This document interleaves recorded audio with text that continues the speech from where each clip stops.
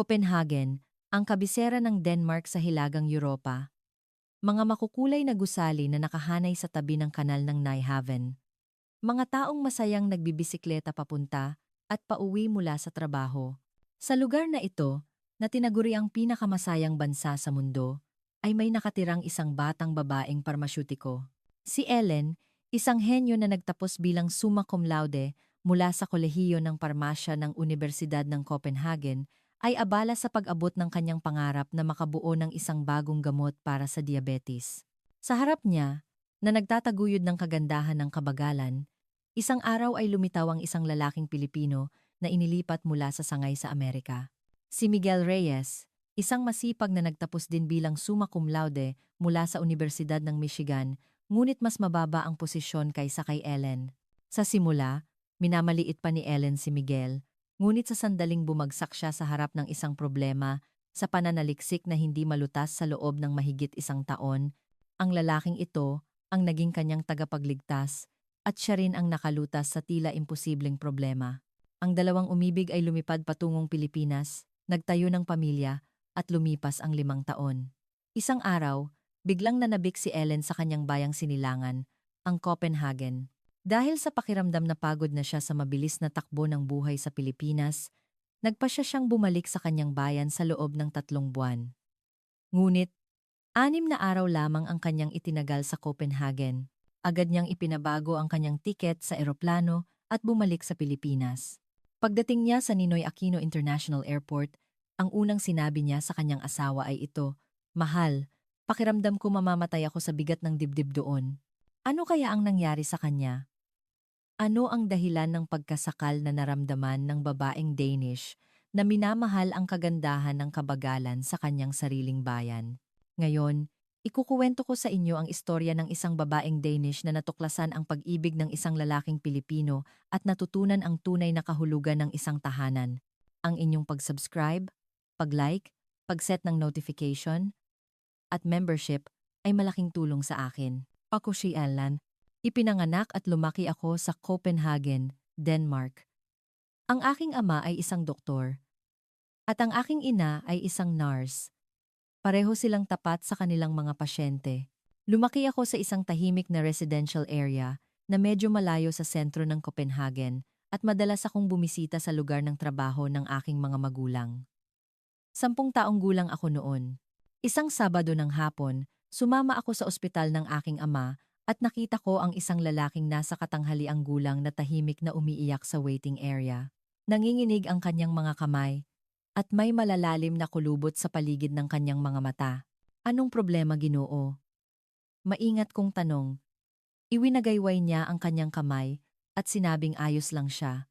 Ngunit, nakaramdam ako ng malalim na kalungkutan sa kanyang ekspresyon. Nang lumabas ang aking ama mula sa klinika, tinanong ko siya tungkol sa pasyenteng iyon.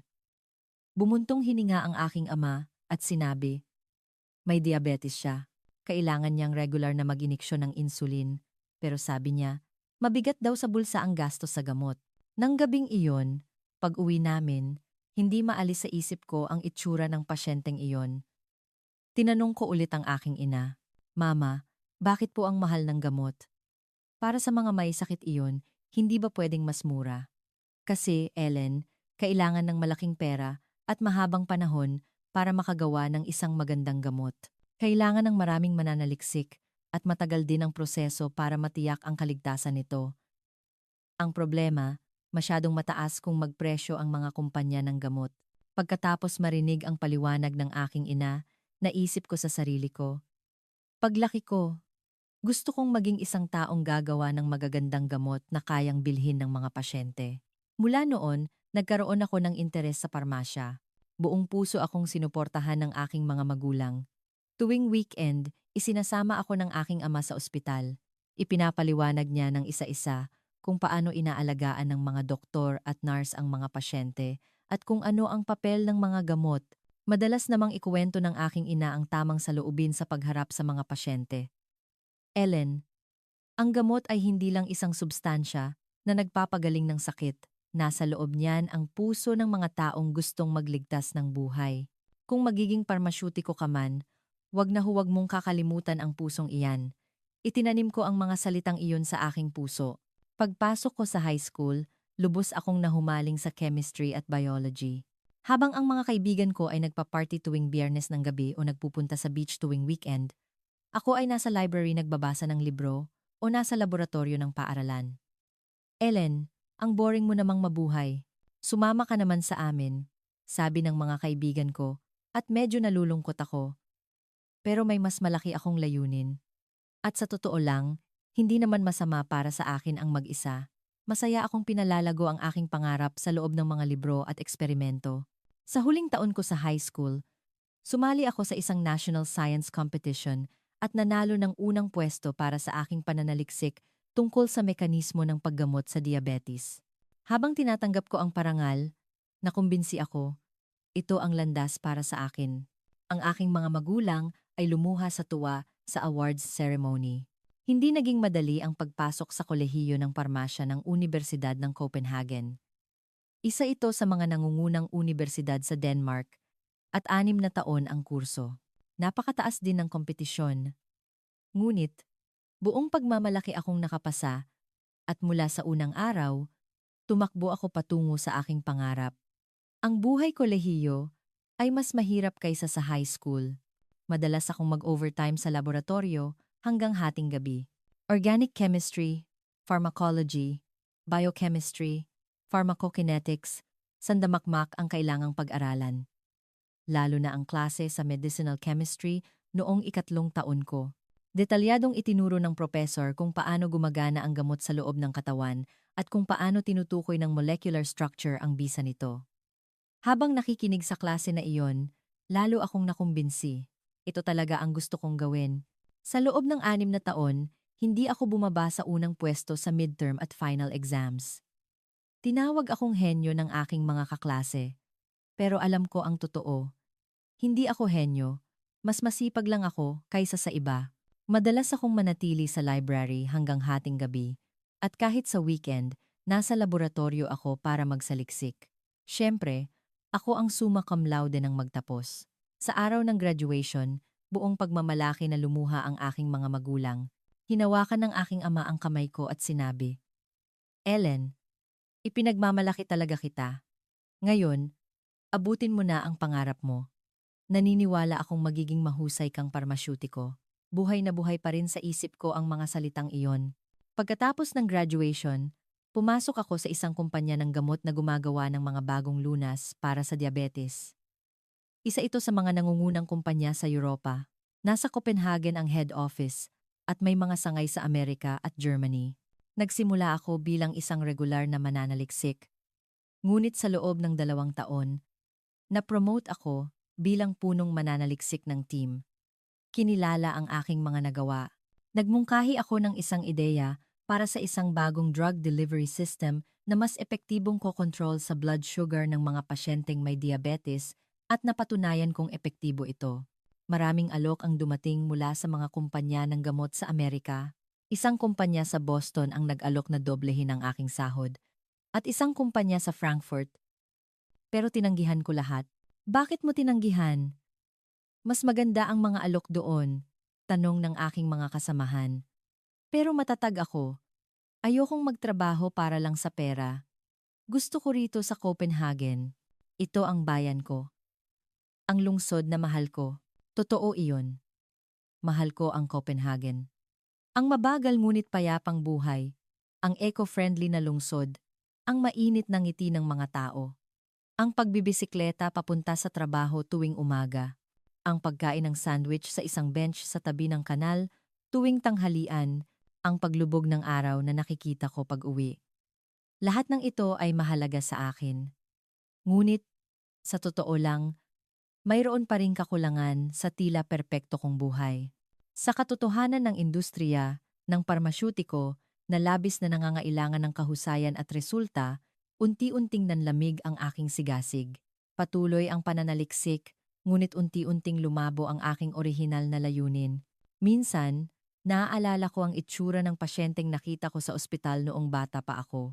Nasaan na ang pangarap kong gumawa ng mas maganda at mas murang gamot para sa mga taong nagdurusa dahil sa gastos. Hindi ko na malayan, nagtatrabaho na pala ako para sa performance ng kumpanya at para sa pagkilala ng aking boss.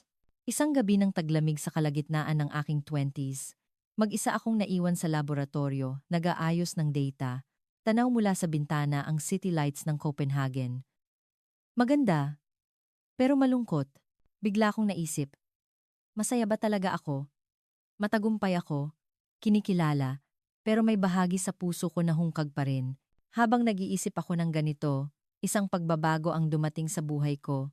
Isang Lunes ng umaga, may team meeting kami. Inanunsyo ng aming team leader.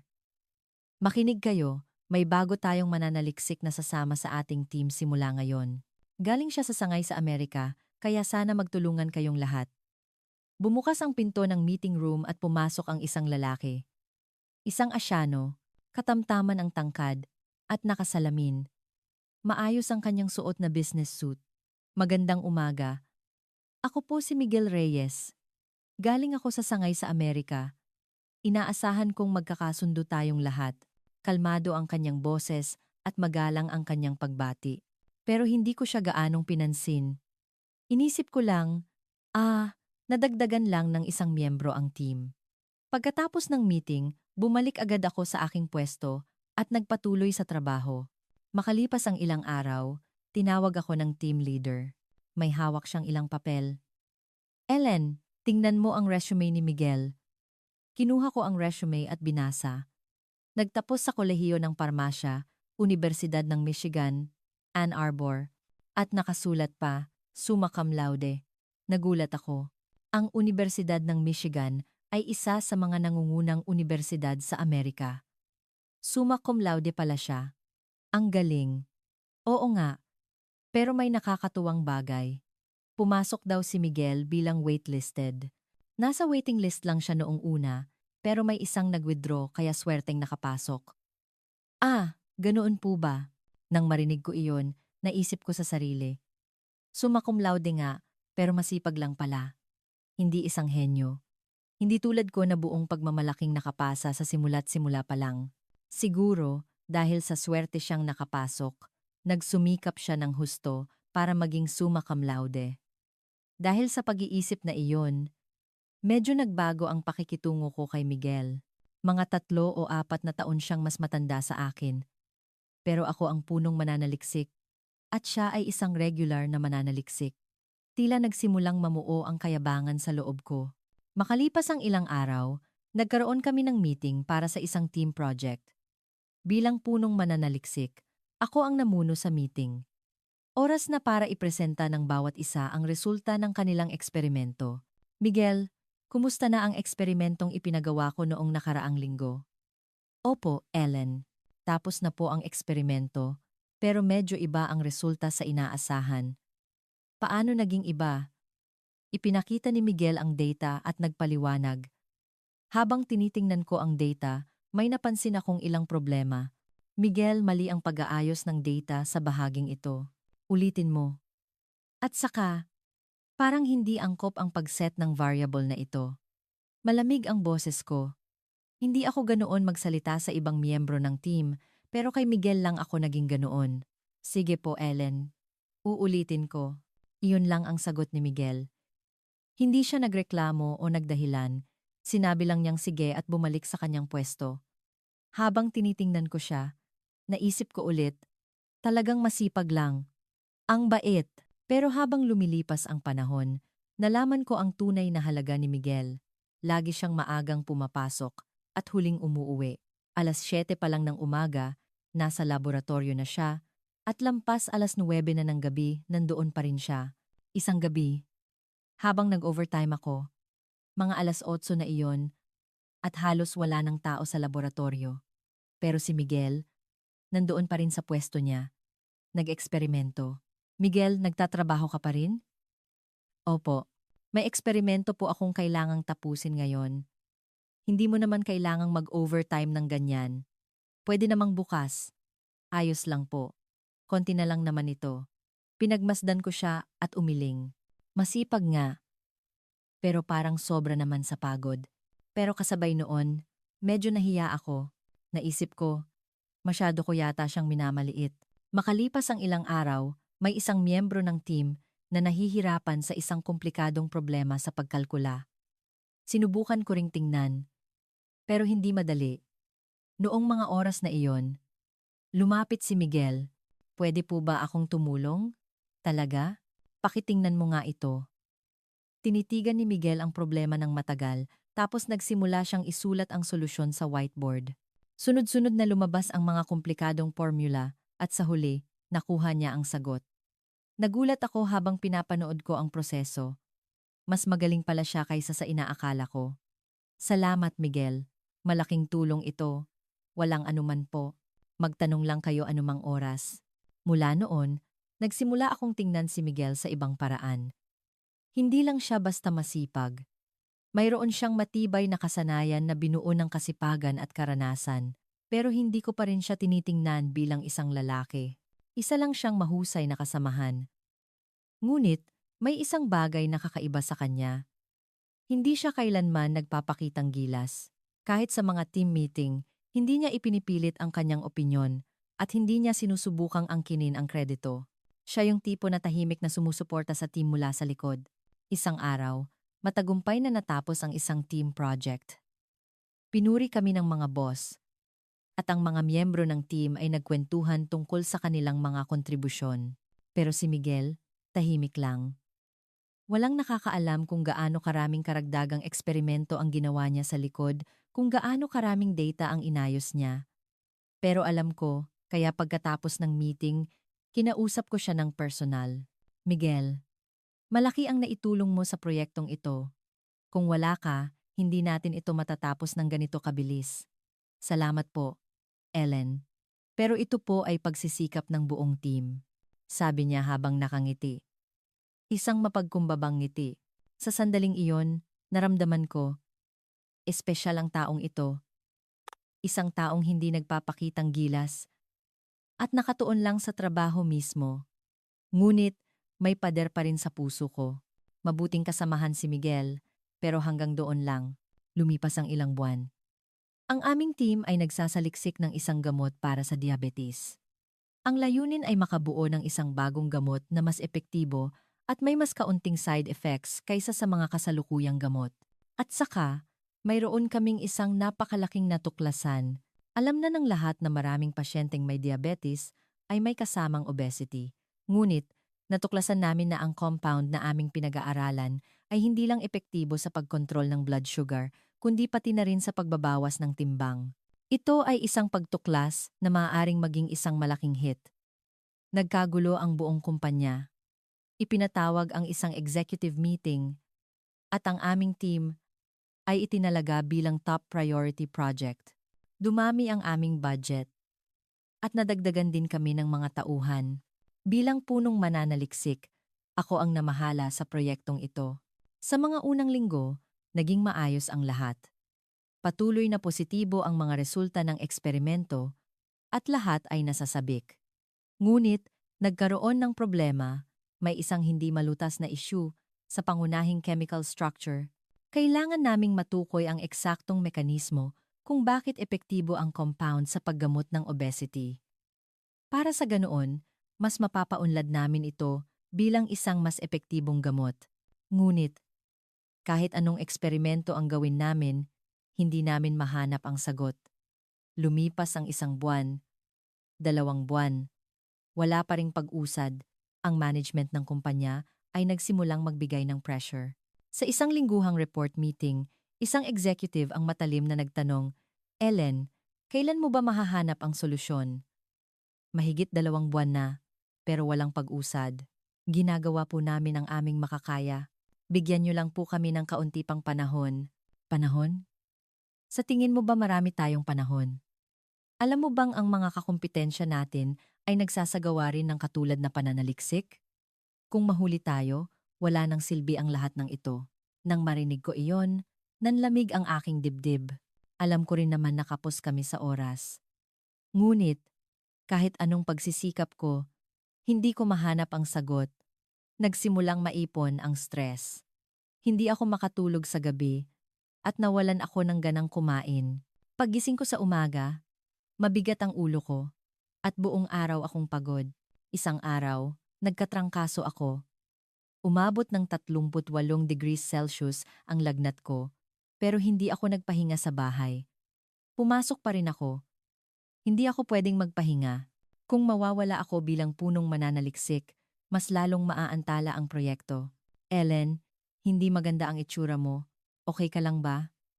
Nag-aalalang tanong ng mga kasamahan ko, pero sinabi kong okay lang ako. Nagsimula na ring magbago ang atmosphere sa team. Sa simula, lahat ay masigasig, pero habang lumilipas ang panahon, kitang-kita ang pagod. Karamihan sa mga miyembro ng team ay gustong makagawa ng nakikitang resulta para mapansin ng boss. Iba na rin ang bunigi sa mga meeting. Kung may magmumungkahi ng ideya, inaangkin ng iba na sila ang nagpaunlad nito. Naging isang paligsahan sa pag-angkin ng kredito. Pero si Miguel, iba siya. Tahimik pa rin siyang ginagawa ang kanyang trabaho. Hindi niya ipinipilit ang kanyang opinyon sa mga meeting at hindi niya sinusubukang angkinin ang kredito. Isang araw, nakita kong nagtatrabaho si Miguel kahit weekend, Sabado ng hapon iyon, at nakabukas ang ilaw sa laboratorio. Pagpasok ko, nakita kong mag-isa siyang nag-eksperimento. Miguel, bakit ka pumasok kahit weekend? May kailangan po kasing karagdagang eksperimento. Marami kasing ibang gawain tuwing weekdays, kaya naisip kong mas magandang gawin ito sa weekend. Hindi ka ba napapagod niyan? Ayos lang po. Kapag naging matagumpay ang pananaliksik na ito, maraming pasyente ang matutulungan. Nang marinig ko iyon, naantig ang puso ko. Habang ang ibang miyembro ng team ay abala sa pagbuo ng kanilang mga accomplishment, si Miguel ay iniisip ang mga pasyente. Pareho ng puso na mayroon ako noong nagsisimula pa lang ako sa parmasya. Mula noon, nagsimula ko ng tingnan si Miguel sa ibang paraan. Hindi lang siya isang masipag na tao. Isa siyang taong may tunay na malasakit sa mga pasyente. Ngunit, ang pananaliksik ay patuloy na nahihirapan. Lumipas ang 3 buwan, 4 na buwan, lumalakas ang mga boses ng pagdududa sa loob ng kumpanya. Isang araw, tinawag ako ng team leader. Ellen, pasensya na, pero may masamang balita ako. Ano po iyon? Napagdesisyonan na ng board. Kung walang makikitang pag-usad sa loob ng 6 na buwan, pansamantalang ititigil ang proyektong ito. Nang marinig ko iyon, parang nagblanko ang isip ko. 6 na buwan? Masyadong. Alam ko, pero wala akong magagawa. Masyadong matindi ang pressure mula sa mga shareholder. Patuloy lang tayong gumagastos ng budget, pero walang resulta. Nawalan ako ng pag-asa. Ngunit, hindi ako pwedeng sumuko. Naalala ko ang pasyenteng nakita ko sa ospital noong bata pa ako. Ang mga taong nagdurusa dahil sa gastos sa gamot. Ang mga taong gusto kong tulungan. Hindi ko pwedeng talikuran ang pangako ko sa kanila. Lalo akong nagsikap sa pananaliksik. Araw at gabi, nasa laboratorio ako. Halos hindi na ako umuuwi. 3 hanggang 4 na oras lang ang tulog ko. At ang natitirang oras ay inilalaan ko sa pananaliksik. Ramdam kong unti-unting nasisira ang aking katawan. Madalas akong mahilo at nanginginig ang aking mga kamay. Hindi na rin ako nakakakain ng maayos. Pero hindi ako pwedeng huminto. Isang gabi, mag-isa akong nakaupo sa Swiss. Umiinom ako ng kape para pagaanin ang aking mabigat na kalooban. Tanaw mula sa bintana ang city lights ng Copenhagen. Maganda, pero madilim ang puso ko. Maya-maya, bumukas ang pinto at may pumasok. Si Miguel. Ellen, andito ka pa pala. Oo, nagpapahinga lang. Maingat na umupo si Miguel sa tapat ko. Sandaling katahimikan. Nakatingin lang ako sa tasa ng kape. Tapos, maingat na nagsalita si Miguel.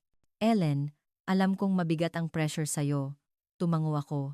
Walang salitang lumabas. Parang may bumara sa lalamunan ko.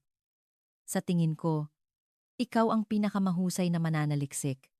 Siguradong malulutas mo rin ang problemang ito. Nang marinig ko iyon, may gumuho sa loob ko. Mga luhang hindi ko pa naipakita kanino man ay biglang tumulo. Hindi ko namalayan. Umiiyak na pala ako. Pasensya na. Hindi ko alam kung bakit ako nagkakaganito. Ayos lang. Kung gusto mong umiyak, umiyak ka lang. Matagal ka nang nagtitiis, Ellen. Tahimik na inabutan ako ni Miguel ng tissue. Umiyak ako ng matagal. Lahat ng naipon kong stress at pressure ay biglang lumabas. Tahimik lang na nakaupo si Miguel sa tabi ko. Nang medyo humupa na ang iyak ko, muling nagsalita si Miguel. Ellen, wag mong solohin ang lahat. Andito kami. Tutulungan ka ng buong team. Salamat, Miguel. At saka, wag mong masyadong pag-urin ang sarili mo. Kung ikaw ang bumagsak, talagang matatapos na ang proyektong ito. Pakiusap, alagaan mo ang sarili mo. Tiningnan ko si Miguel. Makikita sa kanyang mga mata ang tunay na pag-aalala. Sa sandaling iyon, naramdaman ko, talagang nag-aalala siya sa akin.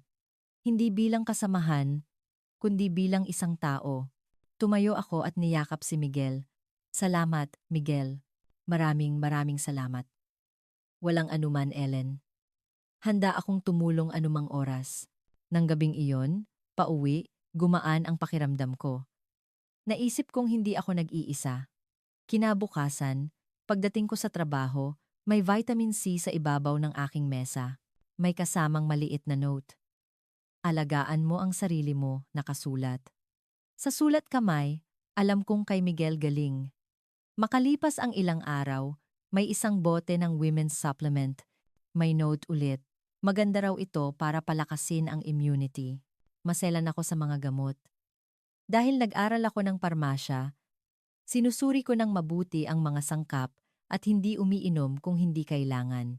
Pero ang mga supplement na iniwan ni Miguel, tinanggap ko ng walang pag-aalinlangan. Ramdam ko ang kanyang sinseridad. Hindi kami direktang nag-uusap tungkol dito. Pero pagkatapos ng insidente sa Sosishi, nagsimula ko ng tingnan si Miguel sa ibang paraan.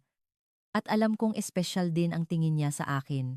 Tuwing nagkakasalubong kami sa laboratorio, nagkakatinginan kami, at pagkatapos ay ngingiti sa isa't isa. Hindi kami madalas mag-usap, pero maraming kahulugan ang mga ngiting iyon. Nahuhulog na kami sa isa't isa. Mahigit 1 taon, nang walang pag-usad ang pananaliksik. Lumalakas ang mga boses ng pagdududa sa loob ng kumpanya. Nagsimula ng kumalat ang mga tsismis sa mga pasilyo. Yung proyekto ng team ni Ellen, baka mabigo na. Malamang, mahigit 1 taon na. Wala pa ring sagot. Umabot sa aking pandinig ang mga tsismis na ito. Tumaas din ang pressure mula sa mga shareholder. Tuwing may quarterly performance report, pinapagalitan kami sa board meeting. Sa huli, naglabas ng pinal na desisyon ang board ng kumpanya. Ipinatawag ng team leader ang isang general meeting. Makinig kayo. Mayroon akong malungkot na anunsyo. Napagdesisyonan na ng board. Kung walang makikitang pag-usad sa loob ng 6 na buwan, pansamantalang ititigil ang proyektong ito. Natahimik ang meeting room. Lahat ay nagulat. Ano pong ibig niyong sabihin? Basta na lang ititigil ang pananaliksik na pinaghirapan natin ng mahigit 1 taon. Nagprotesta ang isang miyembro, pero umiling lang ang team leader. Wala akong magagawa. Desisyon iyan ng mga shareholder. Hindi na raw pwedeng patuloy na gumastos ng budget ng walang resulta. Nawalan ako ng pag-asa. Ngunit, hindi ako pwedeng sumuko. Pagkatapos ng meeting, tinipon ko ang mga miyembro ng team. Makinig kayo, huwag tayong sumuko. 6 na buwan, may pagkakataon pa tayo. Kaya natin to. Rinajeng, may nana. May najeng. Ngunit, malamig ang naging tugon ng mga miyembro. Marami na yata sa kanila ang sumuko na sa isip. Nang lumipas ang 3 buwan, tuluyan nang nagbago ang atmosphere sa team. Sumuko na ang mga miyembro. Nandoon lang sila sa kanilang mga pwesto, pero hindi na nagsisikap. May tsismis pa na may isang mananaliksik na nag-apply na sa ibang kumpanya. May isa naman daw na naghahanap ng paraan para makalipat sa ibang team sa loob ng kumpanya. Ako na lang ang mag-isang lumalaban. Isang gabi ng taglamig noong Disyembre. Ang taglamig sa Copenhagen ay napakalamig at madilim. 4:00 pa lang ng hapon, lumulubog na ang araw, at pagsapit ng 8:00 ng gabi halos wala ng tao sa kalye. Nang gabing iyon, mag-isa na naman akong naiwan sa laboratorio. Lahat ng kasamahan ko ay umuwi na ng 6:00 at si Miguel naman ay naka-leave. 2 araw daw siyang magpapahinga. Tahimik ang laboratorio. Tanging tunog ng mga makina ang naririnig. Tinitingnan ko ang data at muling nag-isip, ano ba ang problema? Bakit hindi ko mahanap ang sagot? Sumasakit ang ulo ko, nanlalabo ang paningin ko, pero nagpatuloy ako sa pag-eksperimento. Hindi ako pwedeng huminto. Huwag kang bumagsak ngayon. Hindi ka pwedeng sumuko. Paulit-ulit kong sinasabi sa sarili ko. Isang kamay ang nakahawak sa mesa at sa kabila naman ay hawak ko ang isang gamit sa laboratorio. Nahulog ang gamit mula sa aking kamay at kasama akong bumagsak sa sahig. Habang unti-unting nawawalan ng malay, naisip ko pa rin, hindi ngayon. Kailangan kong bumangon. Pero hindi sumusunod ang katawan ko. Unti-unting dumidilim ang paningin ko. Gaano katagal kaya ang lumipas? Narinig ko ang isang boses na tumatawag sa pangalan ko. Ellen. Ellen. Puno ng pag-aalala ang boses na iyon. May yumuyugyog sa balikat ko. Ellen. Gumising ka. Hirap kong iminulat ang aking mga mata. May isang mukha akong naaaninag. Si Miguel. Miguel. Ellen, sandali lang. Tumawag na ako ng ambulansya. At muli, nawalan ako ng malay. Nang muli akong magising, nasa isang kama ako sa ospital. Copenhagen Capital Hospital. Nakita ko ang puting ilaw sa kisame at naamoy ang amoy ng disinfectant. Ang unang taong nakita ko pagmulat ko ay hindi doktor. Si Miguel. Nakaupo siya sa silya sa tabi ng kama at namumula ang kanyang mga mata. Mukhang hindi siya nakatulog buong gabi. Ellen, gising ka na? Miguel, nasaan ako? Nasa ospital ka. Copenhagen Capital Hospital. Nakita kita. Mabuti na lang. Dahan-dahan kong inalala ang mga pangyayari. Naalala kong bumagsak ako sa laboratorio, pero ang kasunod ay malabo na. Gaano na ako katagal dito? Magdamag. Pagod at kakulangan sa nutrisyon daw. Sabi ng doktor, kailangan mong magpahinga ng ilang araw. Sinubukan kong bumangon, pero nahilo ako. Maingat na hinawakan ni Miguel ang balikat ko. Dahan-dahan lang. Huwag kang magpilit. Ang kumpanya? Ang pananaliksik? Biglang nagbago ang ekspresyon ni Miguel.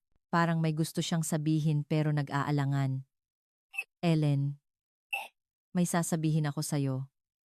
Ano iyon? Sandaling nanahimik si Miguel, tapos dahan-dahan siyang nagsalita. Yung problema. Nalutas ko na. Hindi ako makapaniwala sa sinabi ni Miguel. Ang problemang hindi malutas ng buong team sa loob ng mahigit isang taon, nalutas niya, anong ibig mong sabihin? Kinuha ni Miguel ang isang notebook mula sa kanyang bag, makapal na notebook, at puno ng mga kalkulasyon at chemical structures. Nung gabi bago ako mag-leave, nakahiga ako sa kama, tapos biglang pumasok sa isip ko ang solusyon. Hindi ako makatulog kaya bumangon ako at nagsimulang mag-calculate. Kinuha ko ang notebook. Sa unang pahina, may nakasulat na oras, 2:15 a.m. Doon pala siya nagsimula. Magdamag kong sinubukan at kinabukasan ng tanghali, nakuha ko ang sagot. Pero hindi ako sigurado. Baka nagkamali ako sa kalkulasyon. Sinundan ko ang solusyon ni Miguel. Perpekto. Nahanap niya ang isang variable na hindi namin napansin. Ang isang partikular na bahagi ng compound na nagbabago sa loob ng katawan at nagiging isang metabolite iyon pala ang susi sa epekto ng pagbabawas ng timbang. Totoo ba ito? Oo. Pero dahil hindi ako sigurado, ilang beses kong sinuri. Sinuri ko ulit lahat ng variable at inulit ang kalkulasyon ng mahigit 5 beses. Ayokong biguin ang lahat. Kaya pala nag-leave ka. Oo. Sa loob ng 2 araw, mag-isa akong nagsuri sa bahay. At kagabi, nakumbinsi na ako. Pupunta sana ako sa kumpanya para sabihin sa'yo. Pero nakita kong bukas ang ilaw sa laboratorio. Pagpasok ko, nakita kitang nakahandusay sa sahig. Nagulat talaga ako, napaiyak ako. Hindi ako makapaniwalang ang problemang pinag-isipan ko ng isang taon ay nalutas ni Miguel sa loob lang ng isang gabi. At siya pa ang nakakita sa akin sa sandaling iyon. Salamat, Miguel. Maraming salamat. Walang anuman. Ngayon, hindi mo na kailangang ma-stress. Sobra-sobra na ang paghihirap mo, Ellen. Pumasok ang doktor. Sinuri niya ang aking kondisyon at sinabi, kailangan mong magpahinga, nang hindi bababa sa 1 linggo. Pagkahapo, dahil sa sobrang pagod. Kung magpapatuloy ka sa ganito, maaaring magkaroon ng mas malaking problema. Ngunit, nakiusap ako sa doktor. Dok, 1 araw na lang po at babalik na ako sa trabaho. Napakahalaga po ng proyektong ito. Hindi pwede. Hindi bababa sa 3 araw. Pakiusap po. Napakahalaga po talaga. Mukhang nag-aalangan ang doktor, pero sa huli, pumayag siya ng may kondisyon. Basta't iinumin ko ang gamot at hindi magpapagod. Kinabukasan, kasama ko si Miguel na bumalik sa kumpanya. Mabigat pa rin ang katawan ko, pero magaan ang puso ko. Nasasabik akong isipin na sa wakas, nahanap na namin ang sagot. Ipinatawag ko ang isang team meeting. Lahat ay nagulat nang makita ako. Ellen, okay ka na bang pumasok? Hindi ba dapat nasa ospital ka? Okay lang ako. May mahalaga akong sasabihin sa inyo. Tumayo si Miguel sa harap ng whiteboard at sinimulan niyang ipaliwanag ang solusyon na kanyang natuklasan. Sa simula, mukhang nagdududa ang mga miyembro ng team, ngunit habang nakikinig sila sa paliwanag, nagbago ang kanilang mga ekspresyon. Kung gagawin natin ito, posible. Kailangan nating suriin ang structure ng metabolite at alamin kung paano ito nakakaapekto sa mga fat cells. Nang matapos ang paliwanag ni Miguel, sandaling katahimikan, tapos dahan-dahang pumalakpak ang team leader. Sumunod na pumalakpak ang ibang miyembro. Pumalakpak din ako, habang pinipigilan ang luha. Ang galing mo, Miguel. Mahigit 1 taon nating hindi nahanap yan, sabi ng isang miyembro. Mapagkumbabang yumuko si Miguel.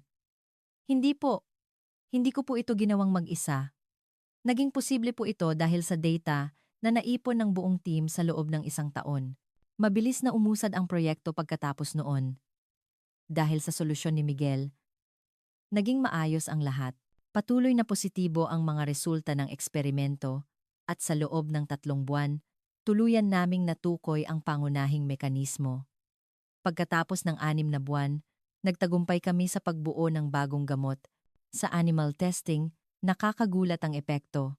Hindi lang kontrolado ang blood sugar, kundi epektibo rin sa pagbabawas ng timbang. Mas kaunti rin ang side effects kumpara sa mga kasalukuyang gamot. Naging isang malaking tagumpay ito para sa kumpanya. Tumaas ang presyo ng stocks at malaki ang naging interes ng media. Sunod-sunod ang mga tanong mula sa mga global pharmaceutical companies para sa technology transfer. Inihanda ng board ang isang pagtitipon para kilalanin ang mga nag-ambag. Inaasahan kong si Miguel ang magiging bida.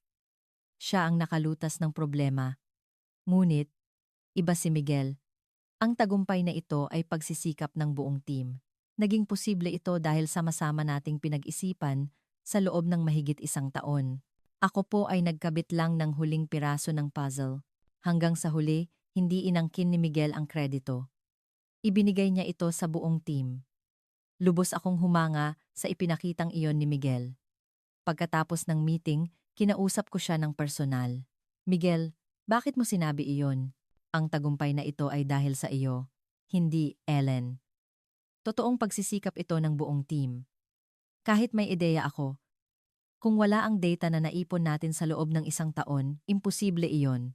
Pero, at saka, hindi ka sumuko hanggang sa bumagsak ka. Naimpluwensyahan din ako ng iyong sigasig. Kung wala ka, hindi ko rin hahanapin ang sagot ng may ganoong determinasyon. Tiningnan ko si Miguel. Naramdaman ko ang pagiging mapagkumbaba at responsable na karaniwan sa mga Pilipino. Ang pusong hindi nagpapakitang gilas at iniisip ang buong team. Nagustuhan ko ang ugaling iyon ni Miguel. Pagkatapos ng proyekto, kinausap ko si Miguel. Miguel, may oras ka ba? Pwede ba tayong mag-dinner? Oo naman, Ellen. Nagkita kami sa isang tahimik na restaurant sa sentro ng Copenhagen. Tanaw mula sa aming pwesto ang kanal ng Nyhavn. Maganda ang tanawin ng mga makukulay na gusali na sumasalamin sa tubig. Magkaharap kaming umupo sa isang mesang may kandila. Miguel, maraming salamat sa lahat. Kung wala ka, nabigo na sana ang proyektong ito. Ako ang dapat magpasalamat, Ellen. Marami akong natutunan sa'yo. Naramdaman ko ang iyong sigasig at dedikasyon. Sandali akong nag-alinlangan, pero naglakas loob ako. Naisip kong oras na para sabihin ang nararamdaman ko. Sa totoo lang, may gusto akong sabihin sa'yo. Ano iyon? Huminga ako ng malalim. Mabilis ang tibok ng puso ko. Gusto. Gusto kita, Miguel. Hindi bilang kasamahan, kundi bilang isang lalaki. Nagulat si Miguel. Sandaling hindi siya makapagsalita, tapos bigla siyang ngumiti ng malapad. Gusto rin kita, Ellen. Matagal na. Mula pa noong una akong dumating sa Copenhagen, naaakit na ako sa'yo. Talaga? Oo, totoo. Pero dahil napakagaling mong tao, hindi ako naglakas loob na sabihin. Nang gabing iyon, naging kami. Mula sa restaurant, naglakad kami sa tabi ng kanal ng Nyhavn, magkahawak kamay. Malamig na gabi ng taglamig sa Copenhagen, pero mainit ang puso ko. Masaya ang relasyon namin ni Miguel. Araw-araw, sabay kaming nagbibisikleta papunta at pauwi sa trabaho.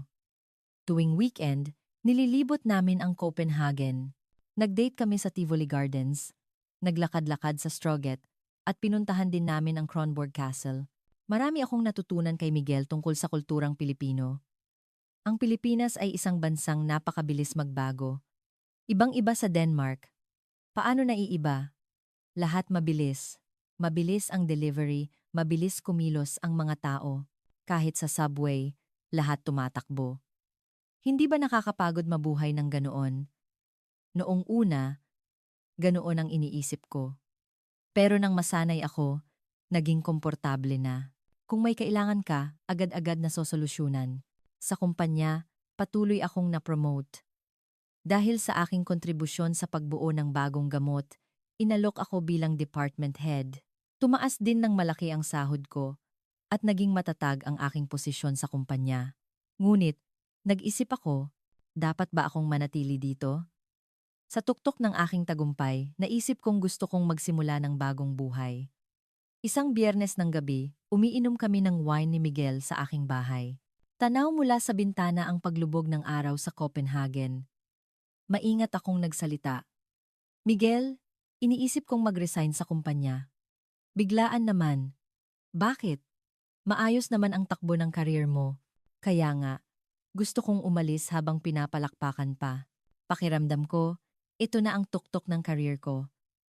Kung magpapatuloy pa ako, pababa na ang landas.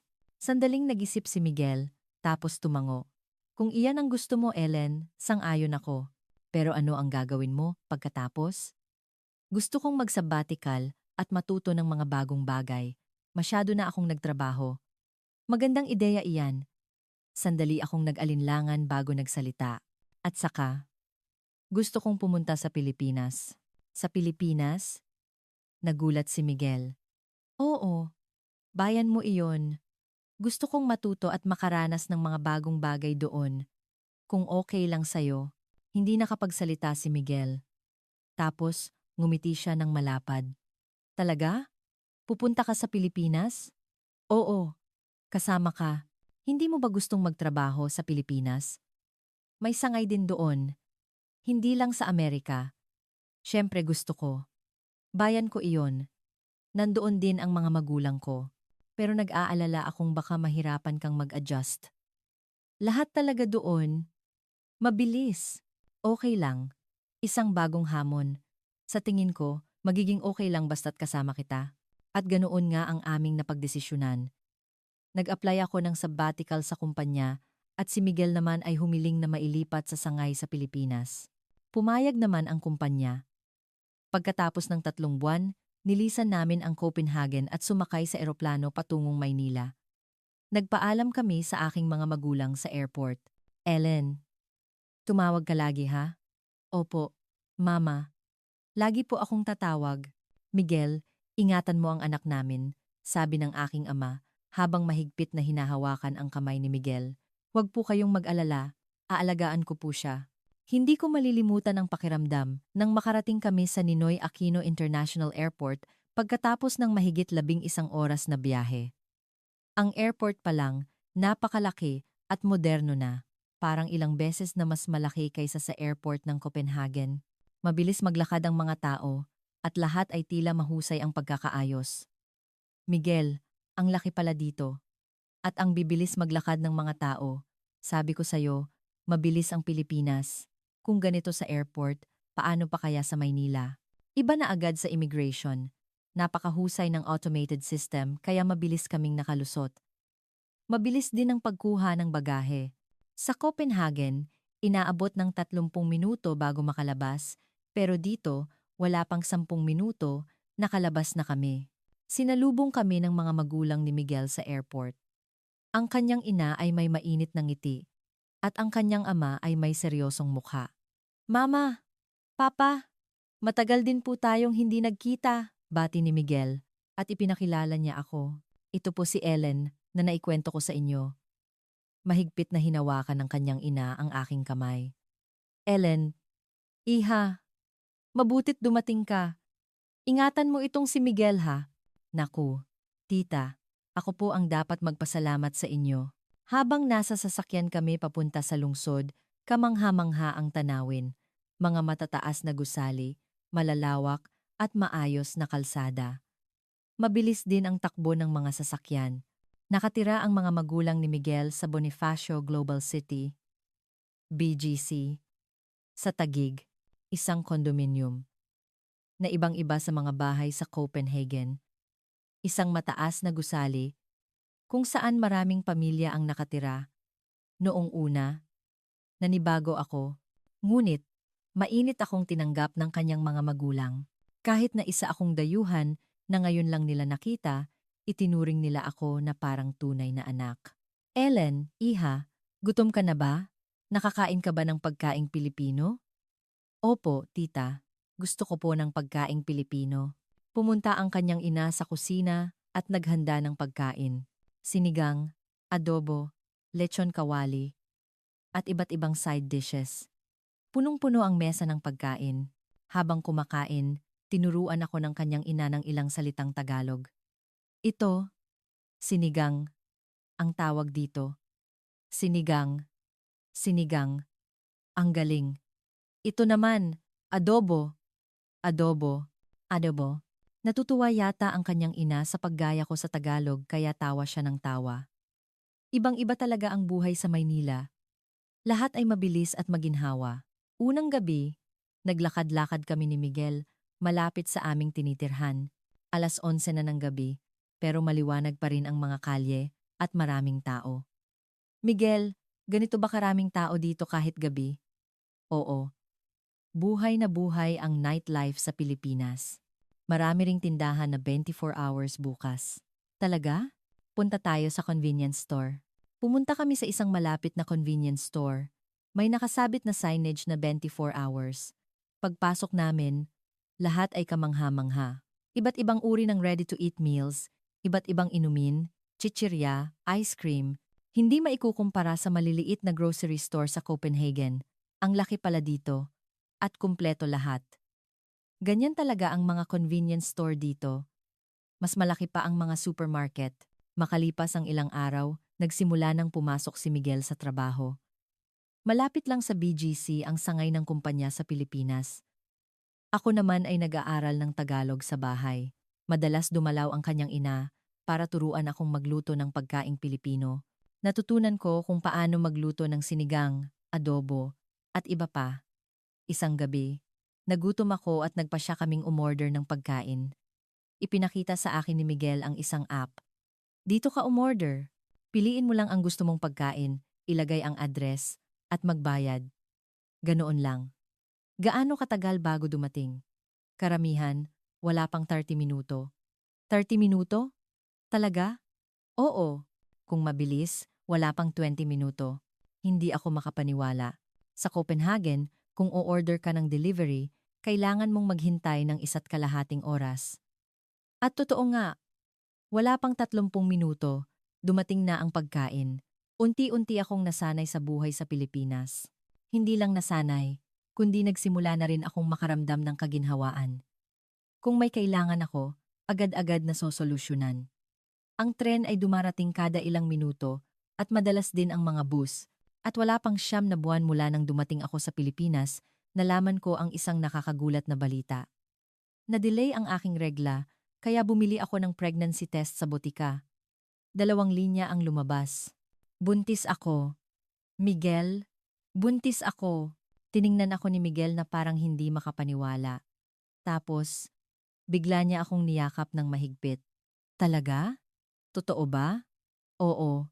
Kinumpirma na sa ospital. 6 weeks na raw. Umiyak kami sa tuwa.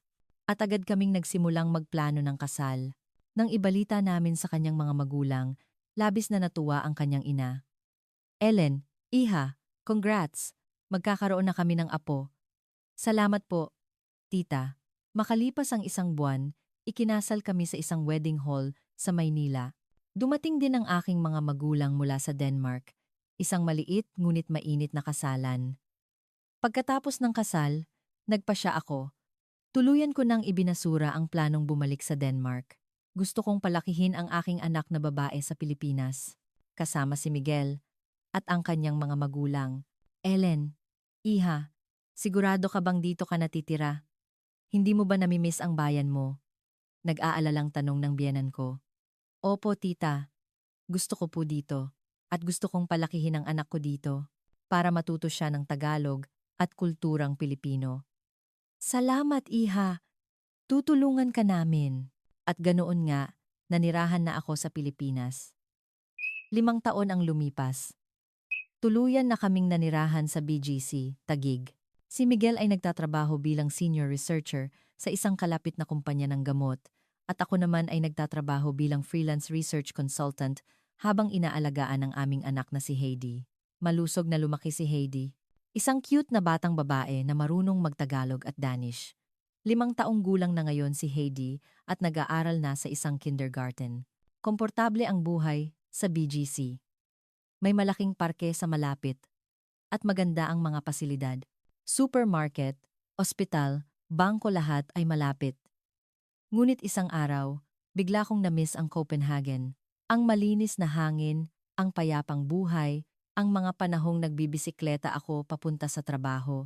Pakiramdam ko, 5 taon akong tumakbo ng walang tigil. Maginhawa ang Pilipinas, ngunit naisip kong masyadong mabilis ang takbo ng lahat. Laging abala ang mga tao, at lahat ay nakatuon sa kahusayan. Bigla kong na-miss ang kabagalan ng Copenhagen. Isang Sabado ng gabi, sinabi ko kay Miguel, Miguel, uuwi muna ako sa Copenhagen. Sa Copenhagen? Biglaan naman. Oo, miss na miss ko na ang bayan ko. Mga 3 buwan lang ako doon. Maganda ang Pilipinas. Pero minsan, namimiss ko ang mabagal na buhay. Dito, masyadong mabilis ang lahat. Mukhang nalungkot si Miguel, pero hindi siya tumutol. Sige, maganda ring makita mo ulit ang mga magulang mo. Kailangan mo ring magpahinga, Ellen. Pagod ka na rin sa pag-aalaga kay Heidi. Paano si Heidi? Kakausapin ko sina mama at papa. Siguradong papayag silang alagaan siya. Huwag kang mag-alala. At kinausap nga ni Miguel ang kanyang ina, at agad itong pumayag.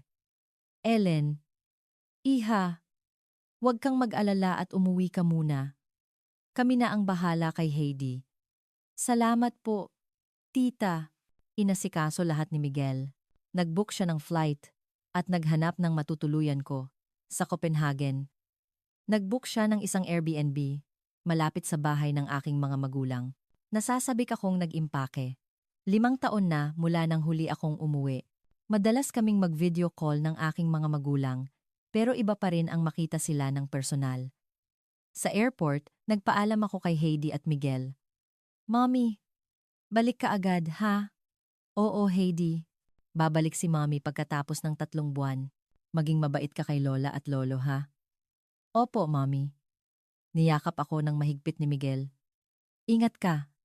Mommy, miss kita. Ako rin. Ingatan mo si Heidi. Huwag kang mag-alala. Tatawag ako lagi. Pagkatapos ng mahigit 11 oras na biyahe, nakarating ako sa airport ng Copenhagen. 5 taon na mula nang huli kong matapakan ang aking bayan. Paglabas ko ng airport, naramdaman ko ang pamilyar na hangin. Mas malinis at mas malamig kaysa sa Maynila. Sinalubong ako ng aking mga magulang. Ellen, Mama, Papa, nagyakapan kami ng mahigpit. Mukhang tumanda sila ng husto sa loob ng 5 taon. Pauwi sa bahay ng aking mga magulang, tinitingnan ko ang labas mula sa bintana. Halos walang nagbago kumpara sa 5 taon na nakalipas.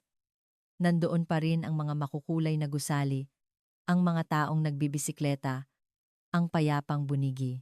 Lahat ay tulad ng dati. Maganda ang unang araw. Nagkwentuhan kami ng matagal ng aking mga magulang, kumain ng masarap na pagkaing Danish, at nagpahinga. Ang pamilyar na mga kalye, ang malinis na hangin, ang mabagal na takbo ng oras, lahat ay tulad ng aking na-miss. Nang gabing iyon, mahimbing akong natulog. 5 taon na mula nang huli kong maramdaman ang gabi ng Copenhagen. Ngunit, sa ikalawang araw, may kakaiba. Nagsimula akong makaramdam ng abala. Ang una kong naramdaman ay ang kakulangan sa init. Malamig ang Copenhagen tuwing Disyembre. Ang bahay ng aking mga magulang ay gumagamit ng radiator para sa heating, pero ang hangin lang ang umiinit, hindi umiinit ang katawan ko. At saka, tuyo ang hangin kaya nanunuyo ang lalamunan ko. Bigla kong na-miss ang heater sa aming bahay sa BGC. Ang init na nagmumula sa sahig.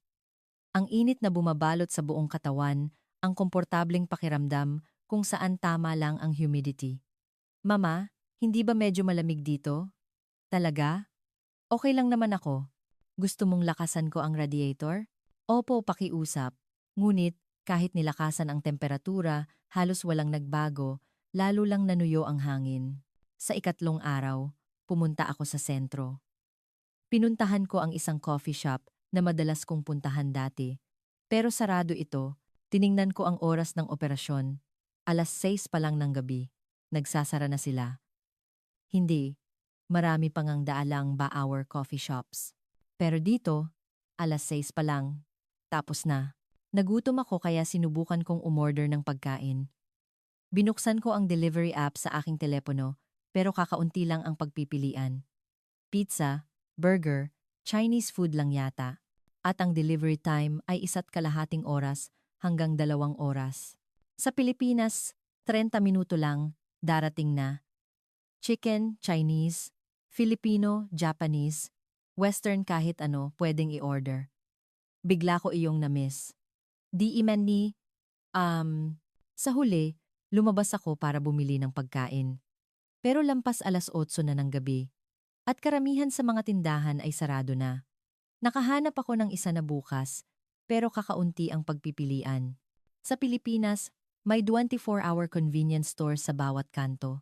Kahit hating gabi o 3:00 ng madaling araw, pwede kang bumili ng kailangan mo. Sa ika-4 na araw, gabi, nakipagkwentuhan ako sa aking mga magulang hanggang hating gabi at umuwi sa aking tinutuluyan ng mga 11:00. Madilim ang kalye at halos walang tao. May mga ilaw sa poste, pero nakakatakot. Bigla akong kinabahan. Parang may naririnig akong mga yabag sa likod ko. Lumingon ako, pero walang tao. Ngunit, hindi mapakali ang puso ko. Sa BGC, kahit mag-isa akong pumunta sa convenience store ng 11:00 ng gabi, hindi ako natatakot. Maliwanag ang mga kalye, at marami pang tao.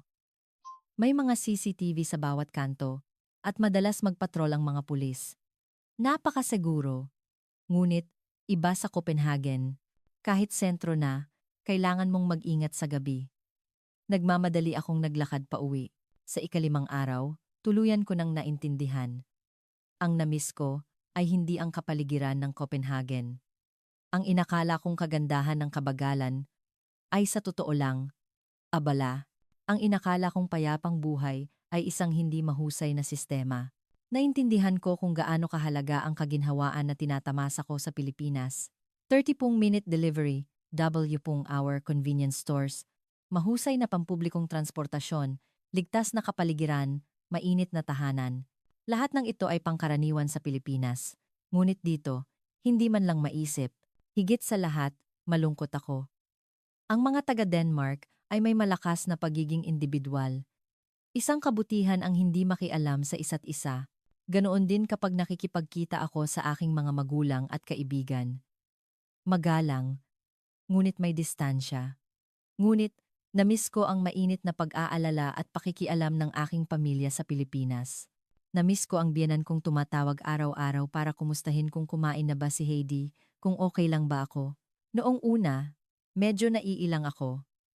Pero ngayon, naintindihan ko kung gaano kainit ang pagmamahal na iyon. Sa ika-6 na araw umaga, nagpasya ako. Hindi ko na kayang manatili dito. Sabi ko'y 3 buwan, pero 6 na araw pa lang, hindi ko na matiis. Sa ibang paraan, nasasakal ako.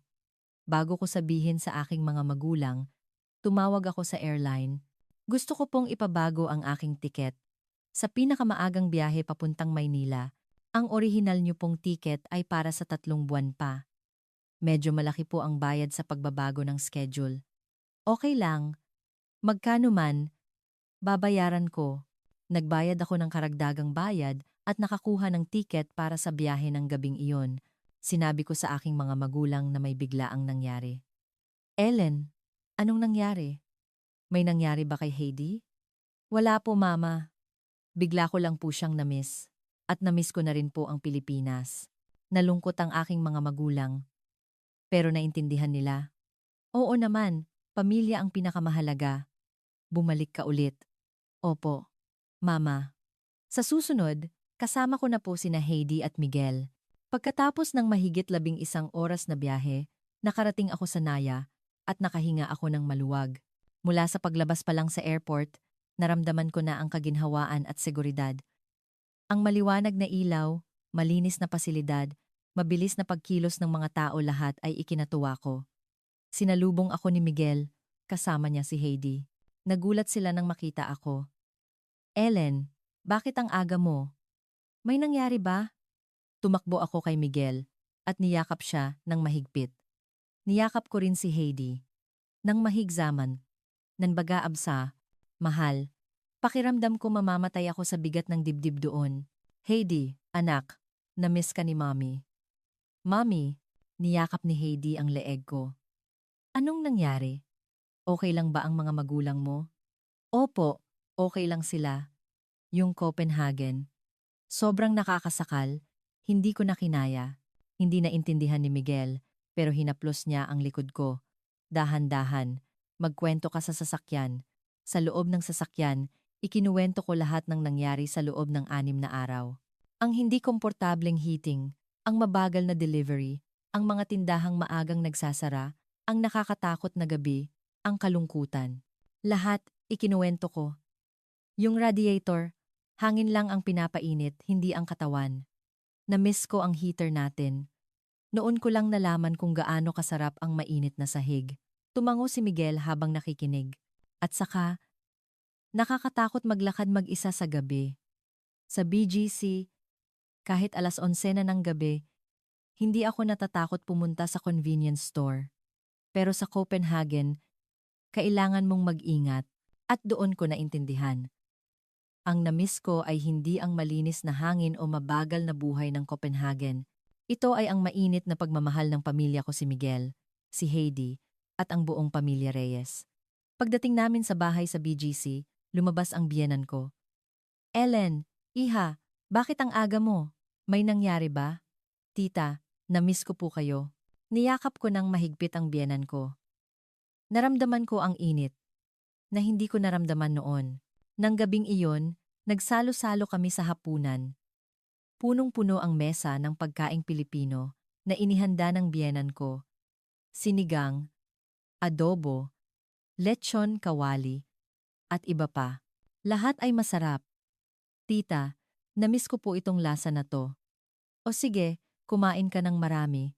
Siguradong nahirapan ka sa Copenhagen. Pagkatapos ng hapunan, kaming dalawa lang ni Miguel ang nakaupo sa sala.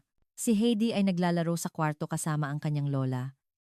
Tanaw mula sa bintana ang city lights ng BGC. Kumikinang ang mga ilaw. Buhay na buhay pa rin ang kalye kahit gabi na. Hinawakan ko ang kamay ni Miguel. Mahal. Ngayon, sigurado na ako. Saan? Na ang Pilipinas ang tunay kong bayan. Nagulat si Miguel. Talaga? Oo, totoo. Noong una, na-miss ko ang Copenhagen, pero nang pumunta ako, hindi pala, ang na-miss ko pala ay dito. Kung nasaan ka, si Heidi, at ang pamilyang ito. Umiyak ako. Luha ng kaligayahan. Ang Pilipinas, kapag natikman mo, hindi mo na maiiwan. Hindi lang dahil sa kaginhawaan, kundi dahil sa mainit na pagmamahal ng mga tao. W Moon Hour Convenience Stores, 30-minute delivery, ligtas na kalye, mainit na tahanan. Akala ko, lahat ng ito ay pangkaraniwan. Pero sa ibang bansa, hindi man lang pala maisip. Niyakap ako ng mahigpit ni Miguel. Ellen, salamat. Salamat sa pagpili mo sa Pilipinas. Hindi. Ako ang dapat magpasalamat. Dahil nakilala kita. Kung nasaan ka, iyon na ang tunay kong bayan. Naintindihan ko, ang kagandahan ng kabagalan ay isang ilusyon na ako lang ang gumawa. Ang tunay na kaligayahan ay wala sa bilis o bagal ng buhay. Ito ay nasa pagsasama ng mga taong mahal mo, sa pag-aalaga at pag-aalala sa isa't isa, at sa isang kapaligiran kung saan maaari kang mamuhay ng komportable. Ibinigay sa akin ng Pilipinas ang lahat ng iyon. Si Miguel, ang aking minamahal na asawa. Si Heidi, ang aking magandang anak, isang mainit na pamilya, at ang kaginhawaan at seguridad na ipinagmamalaki ng Pilipinas. Lahat ng ito ay akin. Hindi na ako si Ellen mula sa Denmark. Ako na si Ellen na nakatira sa Pilipinas. Asawa ni Miguel, ina ni Heidi. At iyon ang pagkakakilanlan na tunay kong ninanais. Nang gabing iyon, natulog ako ng may masayang puso.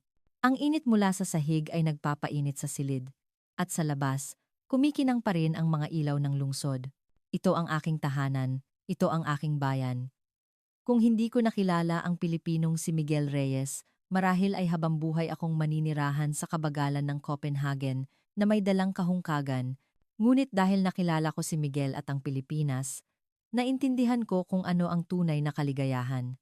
Kinabukasan ng umaga, ginising ako ni Heidi. Mommy, gising na. Papasok na po ako sa school. Sige Heidi, ihahatid ka ni Mommy. Talaga po. Sabay tayo, Mommy. Oo naman, sabay tayo. Habang magkahawak kamay kaming naglalakad papunta sa kindergarten, nakita ko ang tanawin ng BGC sa umaga. Mga taong papasok sa trabaho, mga estudyanteng papasok sa eskwela, mga tindahang nagbubukas. Lahat ay puno ng buhay. Habang iniiwan ko si Heidi sa kindergarten, naisip ko, dito lalaki ang batang ito. Lalaki siya sa Pilipinas, matututo ng kulturang Pilipino, at makikipagkaibigan sa mga Pilipino. At iyon ang gusto ko. Ang aking anak na babae ay lalaki sa ligtas at maginhawang bansang ito na papaligiran ng mga taong may mainit na puso. May mas maganda pa bang regalo kaysa doon? Kung nasaan ka mahal, iyon ang aking bayan, at ang bayang iyon, para sa akin, ay ang pinakamagandang lugar na tirhan sa buong mundo. Kumusta ang kwento natin ngayon? Kung nagustuhan ninyo, mag-subscribe at i-like para makita pa ang mas maraming kwento. Mag-join sa aming membership at pindutin ang super thanks button para maibahagi ang mga nakakaantig na kwento sa mas maraming tao. Salamat sa panunood.